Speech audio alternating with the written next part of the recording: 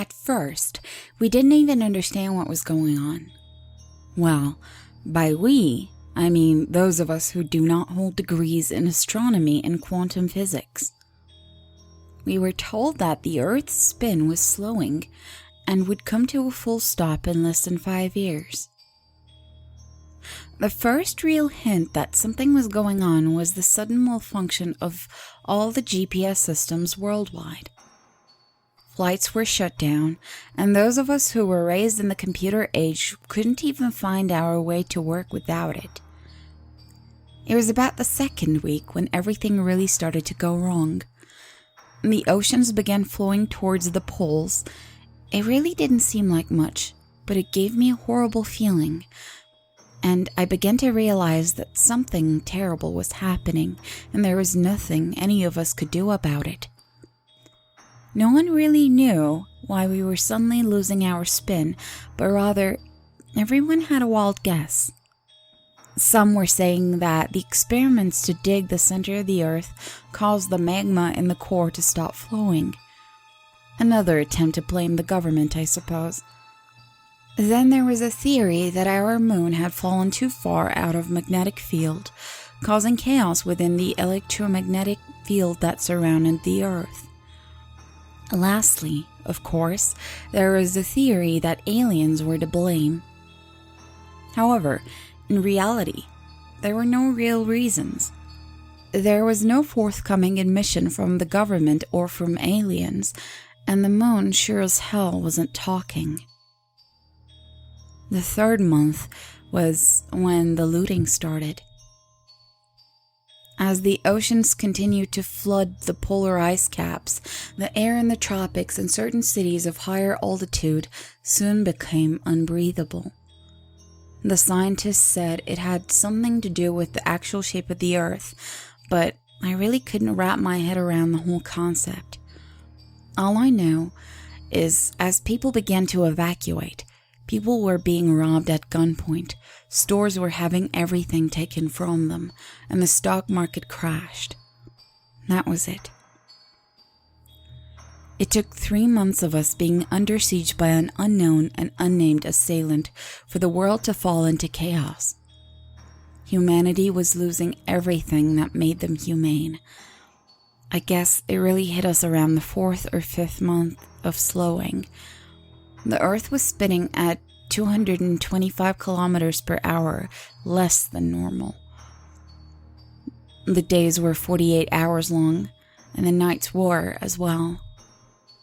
By now, the Earth had fallen into a complete state of misanthropy. Humans were no longer welcome. The earthquakes started up. They were hitting in places that made no sense and that had never seen earthquakes before. Long-dead volcanoes were suddenly spewing ash and magma in torrents. Thousands were dying, and they were not even going to be the last. As the oceans continued to move, Britain became connected to mainland Europe, something that had never been seen before. Ireland was part of England, Cuba was connected to Florida, and Mexico was 3 times its original size. The upheaval was throwing everything off, and fear and panic began to strike everyone. Even worse, only the top and bottom third of the globe were habitable. The air around the equator was basically non-existent. Not even the hardiest mountain climber could live there. It would have been like living somewhere 3 times the height of Mount Everest. With that came the solar radiation. That part was easy for all of us to understand. Stand in the sun more than 15 minutes and you die. Pretty simple, right? Only at first we didn't realize it. Did you know that the electromagnetic field prevents us from experiencing the worst solar radiation and solar flares? Neither did I. I also didn't know that that same field is caused by Earth turning. Those who did stand outside too long died. Well, the lucky ones did. The others developed radiation sickness. It was horrible to watch. It was like those old videos of Hiroshima. By the time 2.5 years had rolled around, the horrors that we had seen were like nothing you could possibly imagine. It is impossible to describe the low that humankind had fallen to, and what was seen by us at that low. Those people who had stayed in England, Russia, and Germany had died as the water began to suck up part of the northern hemisphere. Even American cities as low as New York and Chicago were gone. 6 billion people were wiped out. That is a number I can't even begin to fathom. Our days were more than 125 hours long.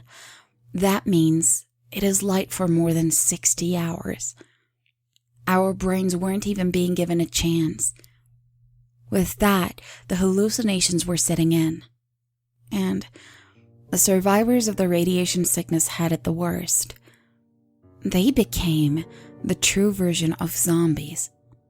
They were eating people and living in cold, damp caves.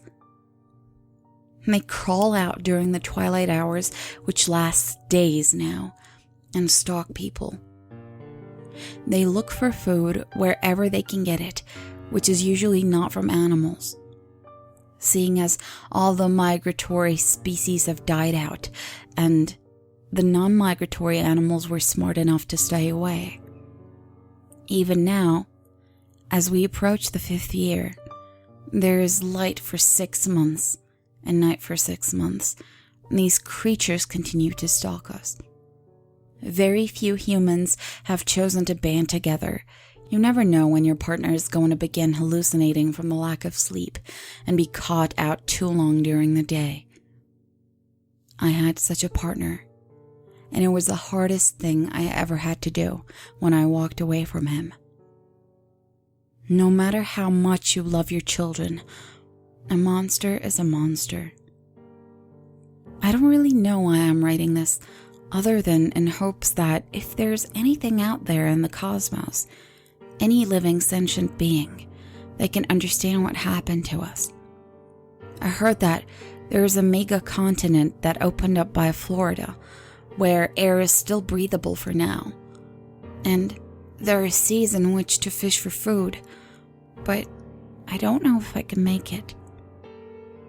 I want to, but in all honesty, I'm so tired, and it's hard to discern reality from fiction.